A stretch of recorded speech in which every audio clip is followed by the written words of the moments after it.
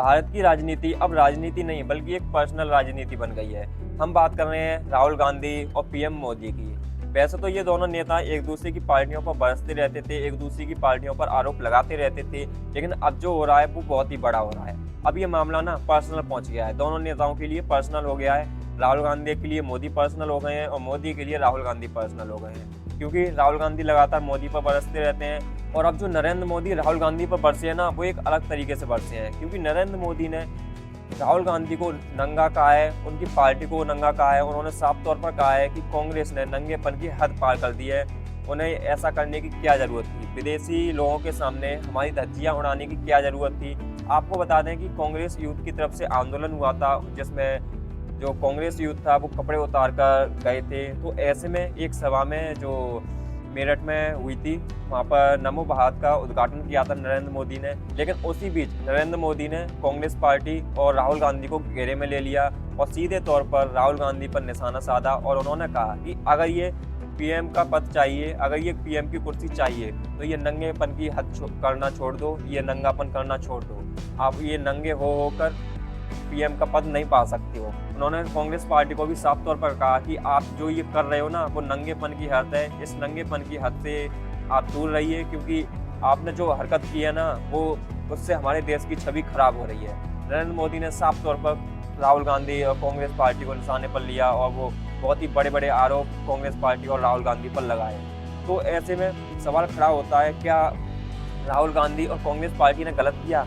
तो आपको बता दें कि राहुल गांधी पिछले कुछ समय से लगातार संसद में बोलने की कोशिश करते हैं, उन्हें बोलने नहीं दिया जाता है। बाहर बोलते हैं तो बीजेपी के बड़े बड़े नेता राहुल गांधी को घेरे में ले लेते हैं, वो किसी भी तरीके से राहुल गांधी को झूठा करने पर तुल जाते हैं, यानी कि राहुल गांधी गलत हैं, बीजेपी वाले साबित करने पर लग जाते हैं। हम बात यहाँ पर अभी जो पिछली सभा हुई थी उसकी नहीं कर रहे हैं, क्योंकि जो कांग्रेस का यूथ है उसकी तरफ से जो भी किया गया, जो भी कपड़े उतार कर विदेशी लोगों के सामने किया गया, वो गलत है, साफ तौर पर गलत है।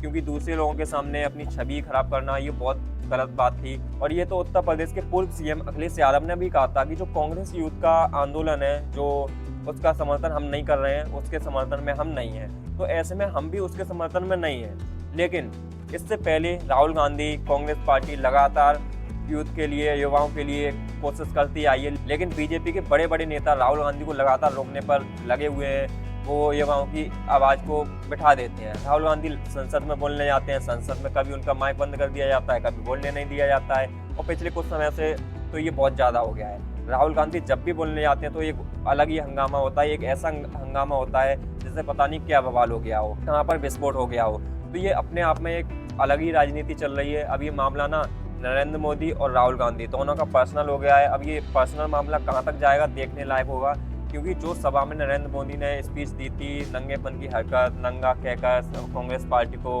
बुलाना और राहुल गांधी को नंगा कहना, ये अपने आप में एक अच्छा नहीं लगता है। लेकिन जो विदेशी लोगों के सामने हुआ था वो भी एक तौर पर अच्छा नहीं था। तो दोनों पार्टियां, दोनों नेता अब तो लग गए हैं। अब जो होगा वो देखने लायक होगा, क्योंकि अब ये ना आत्मसम्मान की बात आ चुकी है, भारत देश की बात आ चुकी है, दोनों बड़े बड़े नेताओं के सेल्फ रिस्पेक्ट की बात आ चुकी है।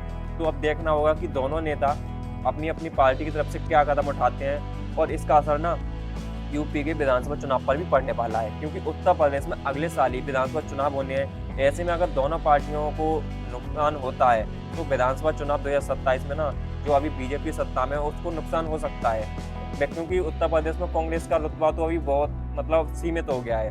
जो स्तर है कांग्रेस पार्टी का उत्तर प्रदेश में वो सीमित ही है।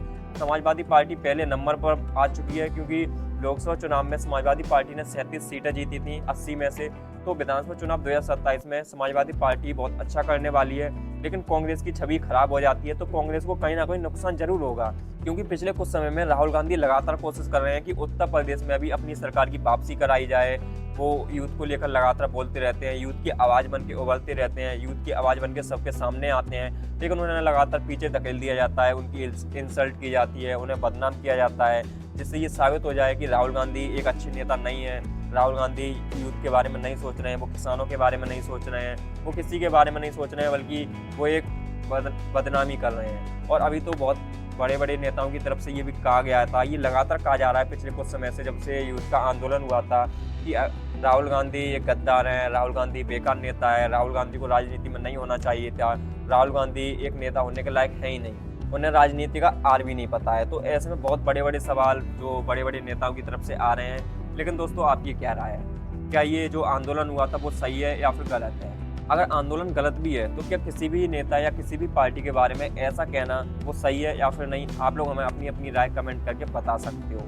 लेकिन राहुल गांधी की बात करें तो राहुल गांधी लगातार भारत के लोगों के बारे में सोचते रहते हैं, जो गरीब लोग हैं उनके बारे में सोचते हैं, जो किसान हैं उनके बारे में सोचते हैं, जो युवा हैं उनके बारे में सोचते हैं। और पिछले समय में तो हमने देखा है कि राहुल गांधी लगातार कोशिश करते हैं कि युवाओं की आवाज़ बने, उनकी जो भी समस्याएं हैं उनको हल करें। किसानों के पक्ष में तो लगातार राहुल गांधी बोलते हैं। तो ऐसे में क्या राहुल गांधी जो यूथ की आवाज़ है, किसानों की आवाज़ है, वो किसानों के बारे में, यूथ के बारे में गलत सोच सकते हैं या फिर नहीं?